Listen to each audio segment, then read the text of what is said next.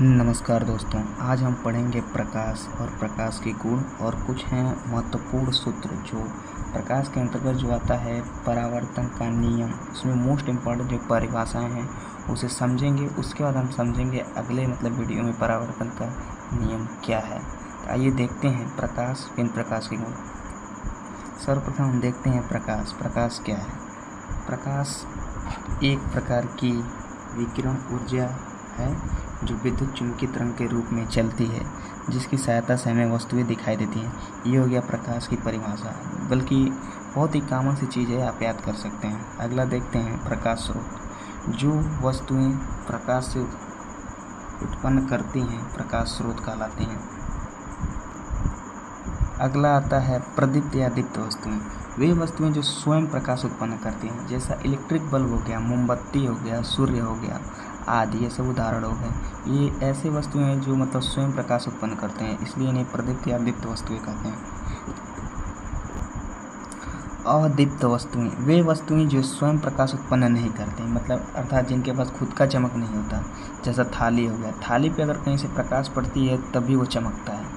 चंद्रमा हो गया, चंद्रमा सूर्य के कारण चमकता है। सूर्य का प्रकाश जब चंद्रमा पड़ता है तब चमकता है, इसलिए यह अदीप्त वस्तुएं हैं।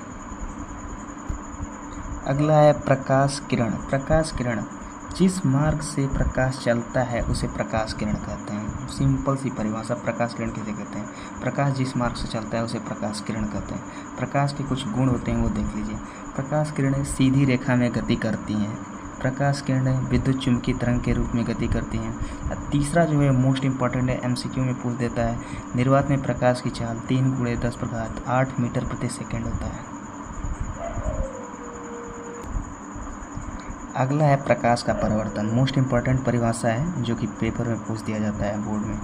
इसका परिभाषा ये होता है, जैसे समझते हैं इसे। प्रकाश किरण का किसी पालिशदार व चिकने तल से टकराकर वापस उसी माध्यम में लौटने की प्रक्रिया प्रकाश का परावर्तन कहलाती है। कहने का मतलब ये है, अगर प्रकाश की किरण आ रही है, किसी एक माध्यम में से आ रही है, किसी चिकने तल से टकराकर पुनः वापस उसी माध्यम में चली जा रही है, तो ये प्रकाश का परावर्तन है। जैसे कि मान लीजिए सूर्य का प्रकाश है, वायु से होते हुए आ रहा है, कांच से टकराकर पुनः वायु में चला जा रहा है, तो ये जिस माध्यम से आ रहा है उसी माध्यम में चला जा रहा है, इसलिए उसे हम प्रकाश का परावर्तन कहते हैं। प्रकाश परावर्तन संबंधित कुछ परिभाषाएं हैं, जिसे हम प्रकाश का परावर्तन का जो नियम है उसे हम समझेंगे। तो इसको ध्यान में रखना बहुत ही आवश्यक है। पहला है परावर्तक तल।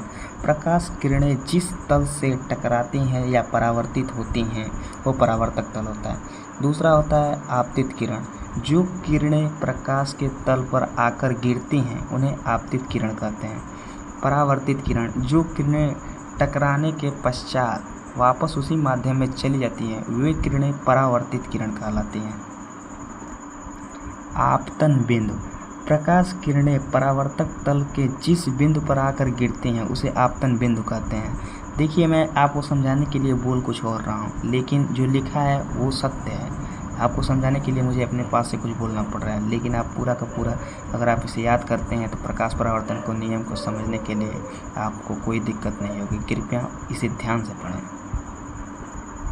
अगला है आपतन कोण। आपतन कोण को समझने से पहले हम अभिलंब समझ लेते हैं। आपतन बिंदु जो होता है उस पर अगर हम लंब खींचते हैं तो वो होता है अभिलंब, ठीक है। उसके बाद आपतन कोण की परिभाषा देखिए। आपतित किरण, जो किरण आती है, और अभिलंब, इसके बीच का जो कोण होता है उसे आपतन कोण कहते हैं। दूसरा है परावर्तन कोण। परावर्तित किरण तथा अभिलंब के बीच के बने के कोण को कहते हैं परावर्तन कोण। आपको समझ आ गया? अभी हम आपको फिगर दिखाते हैं, उससे आपको बेहतरीन तरीके से समझ आएगा। जैसा कि आप लोग फिगर देख सकते हैं, इसमें ये जो है ये समतल दर्पण है, और ये है आपतन बिंदु, और ये है आपतित किरण। यानी कि आती हुई किरण आपतित किरण कहलाएगी, और जिस बिंदु पर है इसे हम आपतन बिंदु कहेंगे, और पुनः वापस उसी माध्यम में लौट जा रहा है जो किरण, वो है परावर्तित किरण। और ये हो जो गया आपतन बिंदु पर जो सीधा खींचा गया है वो अभिलंब है। तो आपतित किरण और अभिलंब के बीच जो कोण है वो है आपतन कोण, जिसे हम I से डिनोट किए हैं। और अभिलंब तथा परावर्तित किरण के बीच जो कोण है वो है परावर्तन कोण, जिसे हम R से डिनोट किए हैं। पूरा परिभाषा जो है इसी फिगर को समझने के लिए लिखा गया था। आगे इसके है प्रकाश परावर्तन का नियम, वो हम देखेंगे अगले वीडियो में। ठीक है, thank you for watching this video.